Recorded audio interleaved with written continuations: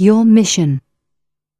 As I have already told you, we know that our official arrival would accelerate many things, but we will wait until we see that human beings really want us to come, that they love us and respect us like the parents that we truly are, and that our spacecraft will not be threatened by your destructive military forces.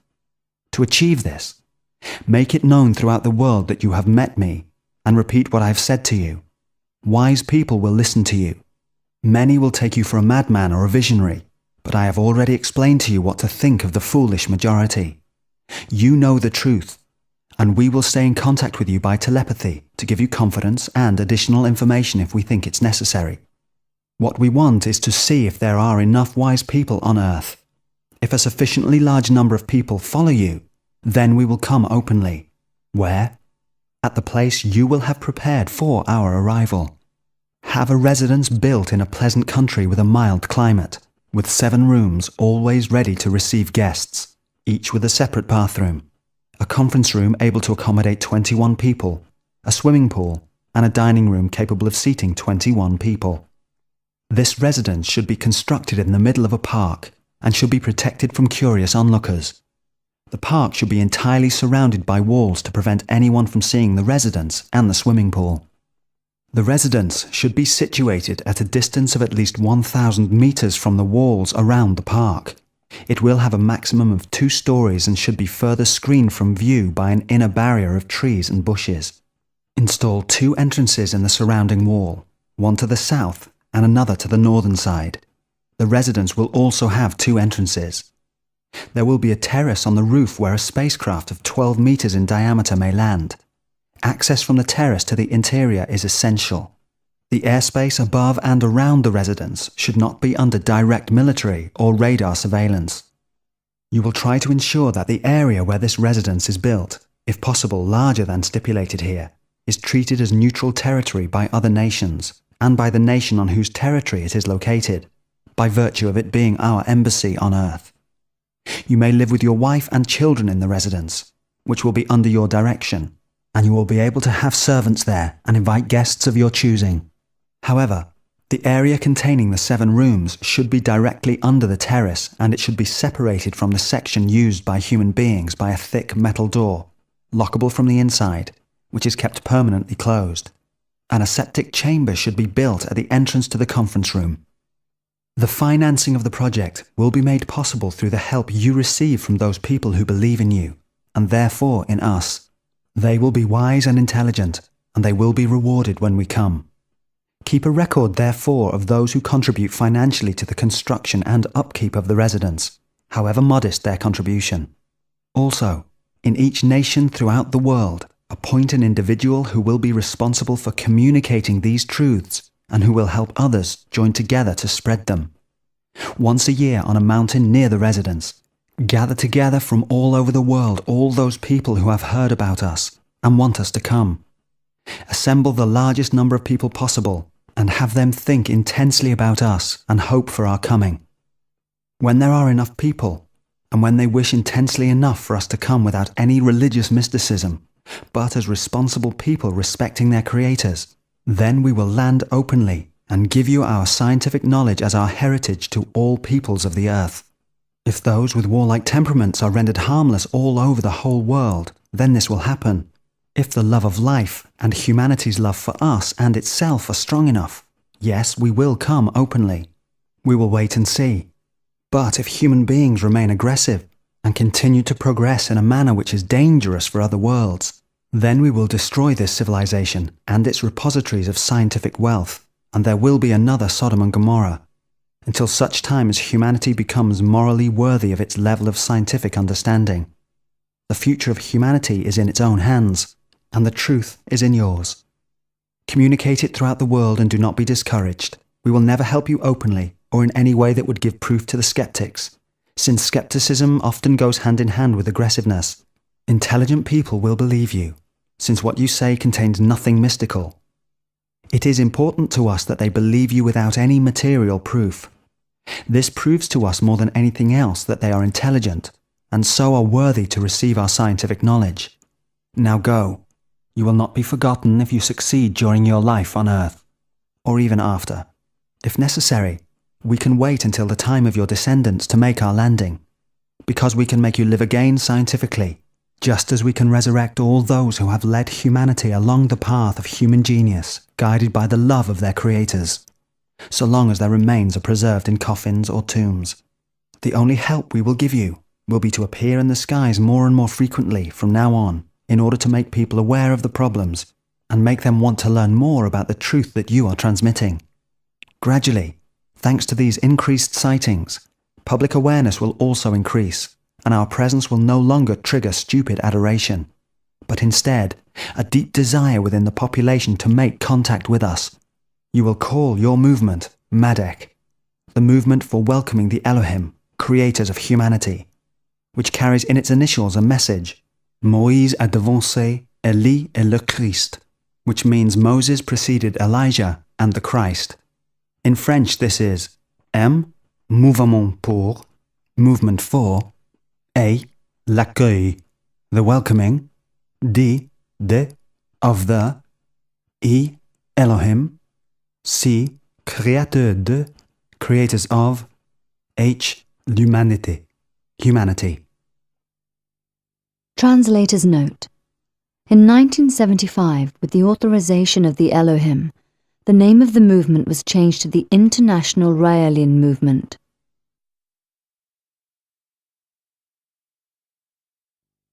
Chapter 7. The Elohim. Nuclear weapons. Before we leave each other for the last time, he said, do you have any questions to ask me?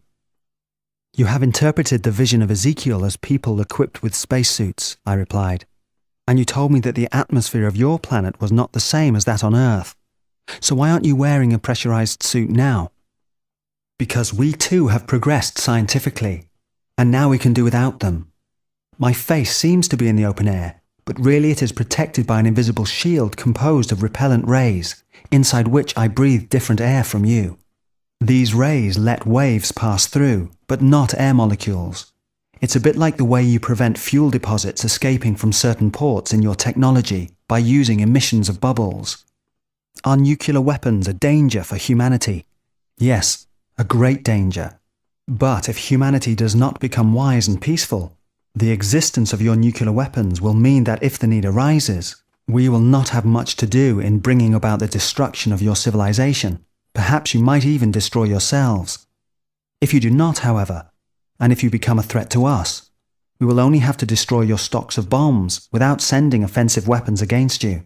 We could do this by rays, or even by telepathy, acting in such a way that in effect one of the great powers would become the aggressor, and this would automatically release a fatal retaliation. If people do not want to be exposed to that danger any longer, all they have to do is take nuclear weapons away from the military. Such nuclear power used with care could enable countries which lack energy to make great strides forward. You urgently need to stop nuclear weapons testing, because you know nothing of the risks to which you are exposing yourselves. However, if humanity continues to play with nuclear weapons, it will simplify our task if we have to reduce you to silence. Do you have any women on your planet? Yes. It is mentioned in the Bible, and I made you note the appropriate quotation. And children also. Yes, we can have children exactly like you. Overpopulation. You told me you were immortal in some way. How do you prevent overpopulation?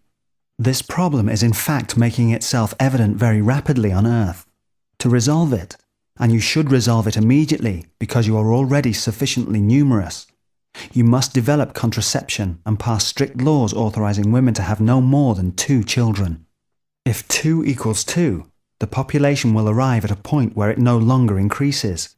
We will be watching how well you deal with this too. It will be another test of your intelligence, which will help us see if you have earned our heritage. This solution I offer is for humanity now, where people only live for 75 years on average. For us, the problem is very different. We are not eternal, but we are able to live 10 times longer than you, thanks to a small surgical adjustment, which in effect is the biblical tree of life. We have children, and we observe the rules which I've just explained. 2 parents, 2 children. This keeps our population constant. How many of you are there? We are a population of about 7 billion. We have met on 6 consecutive days, but did you always go back each time to your own planet? No. I returned to an intergalactic ship, which we use as a base and which stays constantly close to the Earth. How many of you are on that vessel? 7. And on our planet there are 7 provinces. Each has a representative on that vessel. If we add the 2 who are responsible for the vessel, there are permanently 9 of us. If the people here on Earth do exactly as you wish, what will happen? We will come officially and land at the residence which you will have prepared. We will ask you to invite there the official representatives of the most important countries of humanity in order to bring about total unification of the people of the Earth. If all goes well, we will allow humanity to benefit step by step from our scientific advances. Depending on the uses that will be made of it, we will see if we can give humanity all our knowledge and allow you to enter the intergalactic era with our 25,000 years of scientific progress as your inheritance. Are you the only world to have attained such an advanced level in science? In this region of the universe, yes. There is an infinite number of worlds inhabited by beings of the humanoid type, whose scientific level is lower than ours, although much superior to yours. What makes us fearful of disappearing is the fact that we have not yet found any planet with a civilization as highly evolved as our own. We have economic relations with many other planets on which life has been created by other people who must have reached a scientific level equivalent to ours because their religious writings prove this to us. Unfortunately, we have been unable to find the civilizations who created the closest of these worlds, but perhaps we will find them farther on as we continue to search the universe, each time moving further away. In most cases, their planets approached the sun too closely and life became impossible, or their sun exploded, or became too cold. Although we have not noticed anything abnormal at present in our system, all this makes us fear the worst. So there is no religion where you live. Our only religion is human genius. We believe only in that, and we particularly love the memory of our own creators, whom we never saw again, and whose world we have never been able to find. They must have disappeared. However, they had taken the precaution of putting a huge space station in orbit around our planet, containing all their knowledge, and this landed automatically when their world was destroyed. Thanks to them, we have taken on the torch, and we would like to see this torch taken up by the people of the Earth. And what would happen if your planet was destroyed? In case our world is destroyed, the same arrangements have been made in advance so that you would automatically inherit all our knowledge. The secret of eternity. Do you really live 10 times longer than we do? I asked. Our bodies live on average 10 times longer than yours, he replied. Like the first people of the Bible, that is between 750 and 1,200 years. But our mind, our true self, can be truly immortal. I have already explained to you that, starting with any cell of the body, we can recreate the whole person with new living matter. When we are in full possession of our faculties, and our brain is at its maximum level of efficiency and knowledge, we surgically remove a tiny sample of the body, which we then preserve. Then when we really die, we take a cell from this preserved sample and recreate the body in full, just as it had been at the time the sample was taken. I say as it had been at that time, meaning with all its scientific knowledge and, of course, its personality. But in this case, the body is made up of new elements with the potential for another 1,000 years of life, and so on eternally. But in order to limit the growth of the population, only geniuses have the right to eternity. Everybody on our planet has a cell sample taken at a certain age, hoping that they will be chosen for recreation after their death. In fact, they not only hope for it, they try to earn this resurrection during their life. Once they have died, a grand council of the Eternals assembles to decide in a last judgment who among those who died during the year deserves to live another life. For a period of 3 lifetimes, the Eternal is on probation, and at the end of this time, the Council of the Eternals reconvenes to judge who, in the light of their work, deserves to join the Council of the Eternals as a perpetual member. From the moment that they wish to live again, they no longer have the right to have children. Although this does not of course prevent love, this explains why the scientists who are members of the Council of the Eternals wish to create life on other planets. They transferred their procreative instincts onto other planets. What do you call yourselves? If you wish to give us a name, even though we call ourselves men and women in our language, you may call us Elohim, since we did indeed come from the sky. What language do you speak on your planet? Our official language closely resembles ancient Hebrew. Each day we have talked here. Weren't you afraid other people might have surprised us? An automatic system would have warned me immediately if people had approached within a dangerous radius, by air or by land. What is your lifestyle and work where you live? Most of our work is intellectual, as our level of scientific development allows us to use robots for everything. We work only when we feel the inclination, and then only with our brain. Only our artists and our sports people work with their bodies, and only because they have chosen this. Our highly developed nuclear energy is almost inexhaustible, mainly because we have discovered a way to use the atom in a closed circuit. We also have many other sources of energy, including solar energy, and we do not necessarily use uranium in our nuclear reactors, employing instead many other simple and harmless materials. But if you live so long and do not work, do you not get bored? No, never, because we always do things we enjoy doing, especially making love. We find our women very beautiful, and we make the most of this. Does marriage exist? No.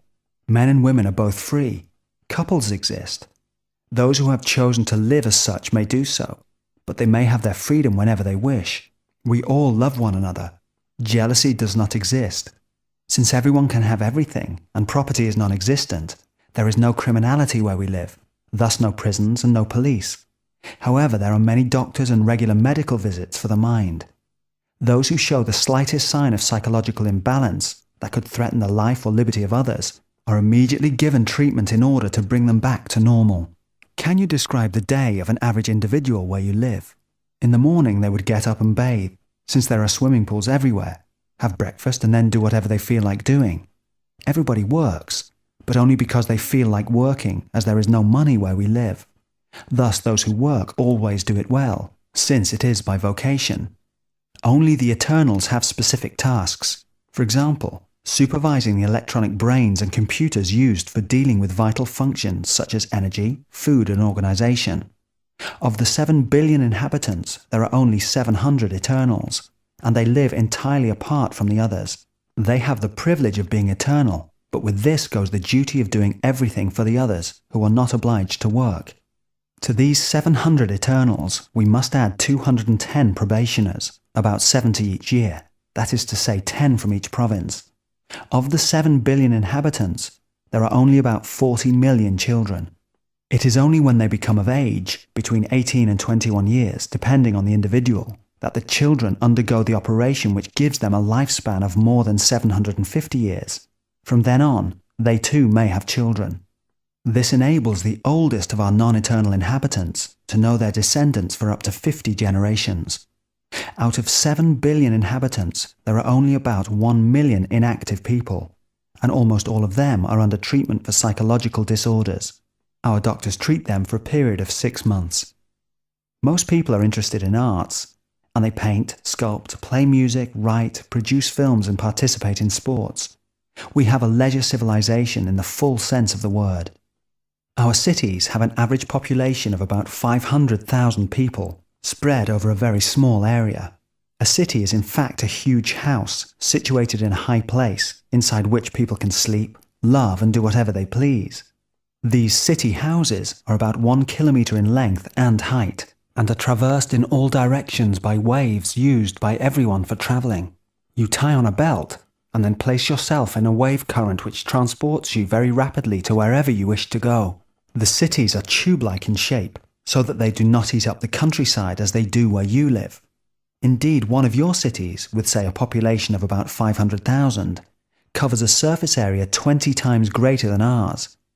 The result is that when you want to go into the country, you have to travel for many hours, whereas in our case, we are there in only 10 seconds.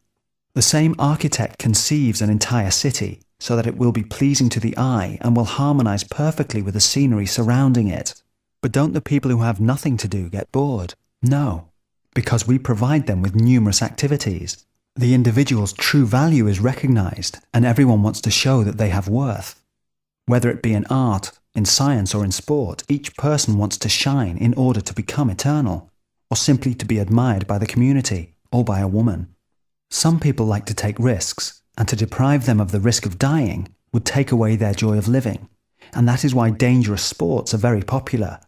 We can bring back to life any injured person, but those who practice these sports may do so only if they state in writing that they agree not to be taken care of if they die during their sporting activities. We have a kind of atomic automobile race that would fascinate you, and more violent activities like boxing, and even more violent than that, a kind of rugby game which is played in the nude, and where everything is permitted, boxing, wrestling and so on. All this may seem barbaric to you, but do not forget that all extremes must be balanced to avoid breakdowns. An extremely sophisticated civilization must have primitive counterbalances. If our people did not have their idols in their favourite sport, they would have only one wish left: to die. The life of another individual must be respected, but their wish to die, or to play with death, must also be respected and be permitted within well-structured and well-defined specialties. Where we live, contests are held each year in all branches of the various activities, one of which is a worldwide contest permitting us to decide on the best individuals who deserve eternal life. Everyone lives only for that. Each year, whether it be painting, literature, biology, medicine, or in any other specialty where the human brain can express itself, a competition takes place in every province. After a vote from the Eternals of that province, champions are regrouped in the capital to submit themselves to the vote of a jury of Eternals who designate those who become champions among champions. These people are then presented to the Council of Eternals, who finally choose those who are worthy of becoming eternal probationers. This is the goal, and everybody's ideal. Distractions may well take on a primitive aspect when the supreme goal is so high. Does this mean that the Eternals have a totally different way of life from the other inhabitants? Oh yes, they live apart in cities reserved for them, and meet regularly to make decisions. How old are the oldest ones? The oldest, the President of the Council of the Eternals, is 25,000 years old, and you see him before you now. I have lived in 25 bodies up to this day, and I was the first one on whom this experiment was successfully carried out. That is why I am the President of the Eternals. I myself directed the creation of life on Earth. Then your knowledge must be immeasurable. Yes, I have accumulated quite a lot of knowledge, and I will not be able to gain much more. It is in this way that the people on Earth may be superior to us, because the capacity of that part of the brain which accumulates information, the memory, is larger. Human beings on Earth will be able to accumulate more knowledge than us, and therefore will advance further scientifically if they have the means. This is what frightens those who oppose the Council of Eternals. People on Earth will be able to progress faster than us if nothing stops them. Chemical education. The knowledge that students need to accumulate must be enormous and must take a very long time. No. Thanks to an important scientific discovery, which in fact your scientists on Earth are beginning to consider, we can teach a student his lessons surgically. Your scientists have just discovered that if you inject the liquid from the memory of an educated rat into the brain of an uneducated rat, it will learn what the other knew. We can transmit information by the injection of brain memory matter. Thus our children have almost no work to do. They regularly undergo injections of brain matter taken from people possessing the information necessary for instruction. Therefore, children only spend their time doing interesting things, which they decide on themselves, such as rebuilding the world in theory and fulfilling themselves in sport and the arts. You never have wars among the provinces of your world. Never. The sports competitions are sufficiently developed to eliminate the war instinct. Besides, psychologically, the fact that young people are able to risk their lives in games where systematically there are many deaths during each event suppresses the war instinct. This enables those who feel this instinct too intensely to satiate it at the peril of their own life, without involving those who do not want to travel along such perilous paths. If on Earth sports and games were more dangerous but organized, it would greatly reduce the chances of creating international conflicts. Are the 7 provinces of your world similar? No. As on Earth there are different races and cultures. Our provinces were created and based on those races and cultures, while respecting the freedom and independence of each one. Would it be possible for a man from Earth to visit your planet? Yes, but you would have to wear a spacesuit adapted for your breathing. You could live without such a suit in a special residence where we have reproduced the Earth's atmosphere. There, many people from Earth live, including Moses, Elijah, and Jesus Christ, along with many other living testimonies of our creation. We will be able to bring all these people back to Earth when the time comes to support your statements. Why not bring them back at once? Because in your incredulous world, if Jesus Christ returned, he would be placed in a psychiatric institution. Imagine someone landing among you saying he is the Christ. He would certainly be mocked and quickly locked up. If we intervened by performing scientific wonders to show he really was the Christ, that would bring back religions based on God. It would also lend support to the idea of the supernatural or the mystical, and we do not want either. Having said that, the small man saluted me for the last time and told me that he would return only when all that he had asked of me was accomplished.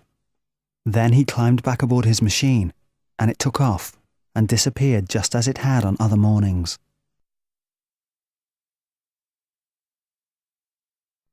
The Raelian movement. What a story! What a revelation!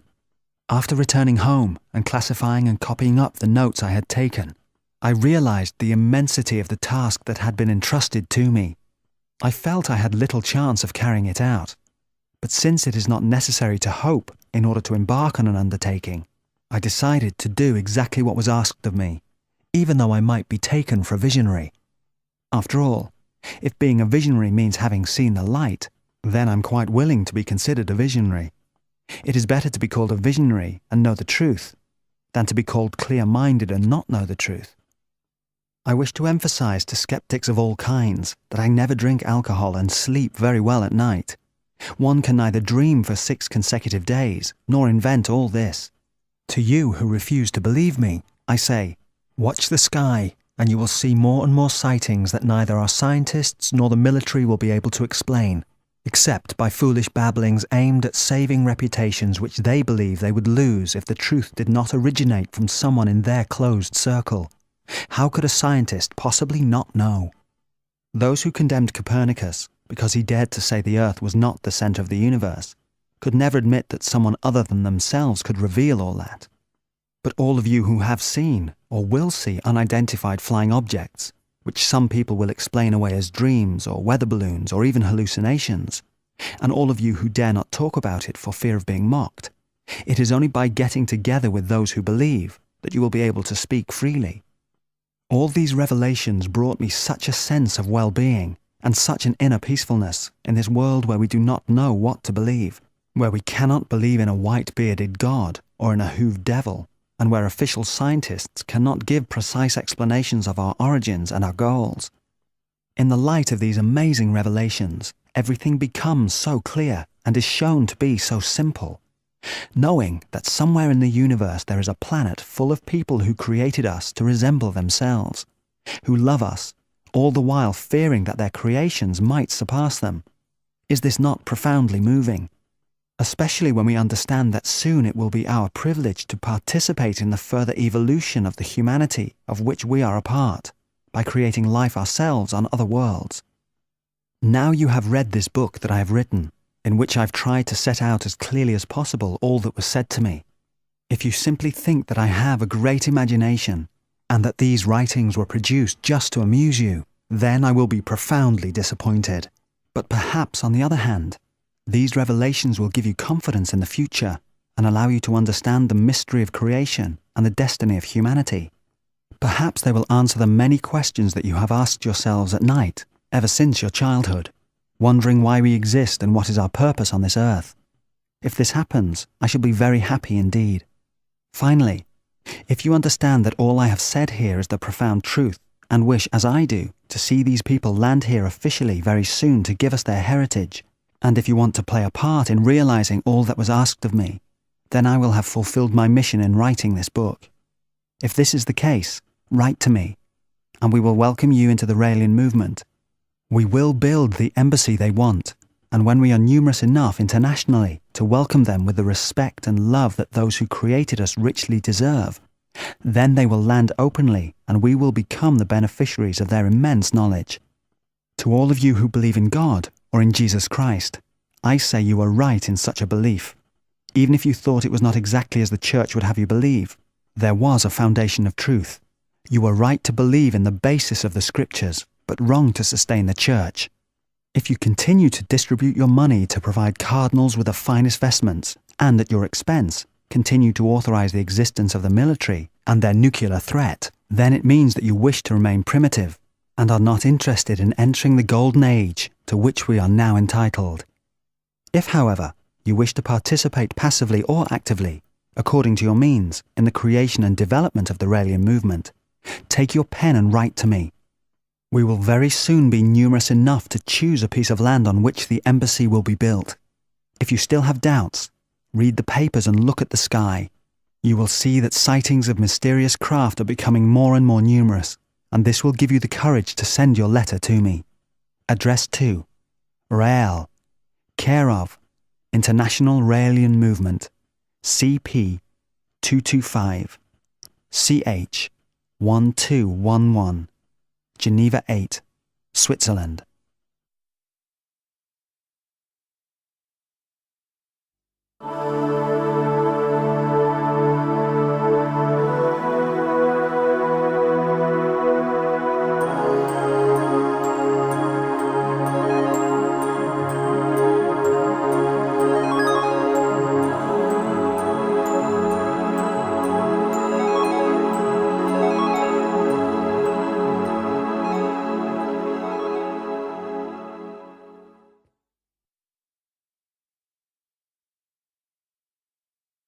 Rael, care of International Raelian Movement, CP 225, CH 1211, Geneva 8, Switzerland.